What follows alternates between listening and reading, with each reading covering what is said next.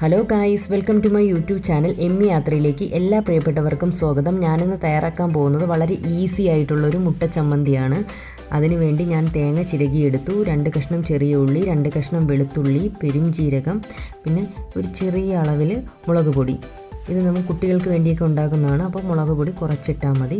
2 മുട്ടയാണ് ഞാനിവിടെ എടുത്തിട്ടുള്ളത്. ആ 2 മുട്ട എടുത്ത് ഞാൻ മിക്സ് ചെയ്ത് മാറ്റി വയ്ക്കുന്നുണ്ട്. എന്നിട്ട് നേരത്തെ എടുത്ത തേങ്ങയെല്ലാം കൂടി മിക്സിയിലിട്ട് ചെറുതായിട്ടൊന്ന് ക്രഷ് ചെയ്ത് എടുക്കുന്നുണ്ട്.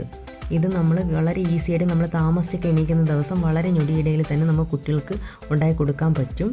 അതിനു വേണ്ടി ഞാനൊരു പാൻ എടുത്ത് അടുപ്പിൽ വെച്ചു.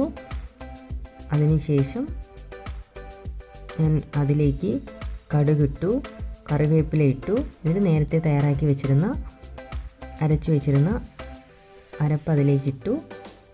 എന്നിട്ട് ആവശ്യത്തിന് ഉപ്പിട്ട് നന്നായിട്ട് മിക്സ് ചെയ്യുക.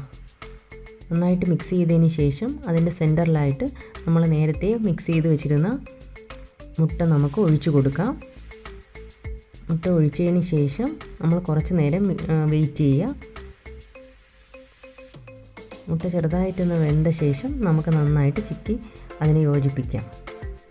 അപ്പോൾ വളരെ സ്വാദിഷ്ടമായ ഒരു ബ്രേക്ക്ഫാസ്റ്റിനൊക്കെ നമുക്ക് ഈസി ആയിട്ട് പെട്ടെന്ന് കുട്ടികൾക്ക് തയ്യാറാക്കി കൊടുക്കാൻ പറ്റുന്ന ഒരു റെസിപ്പി ഇവിടെ റെഡിയായി കഴിഞ്ഞു. എല്ലാവരും ഇത് ട്രൈ ചെയ്ത് നോക്കുക.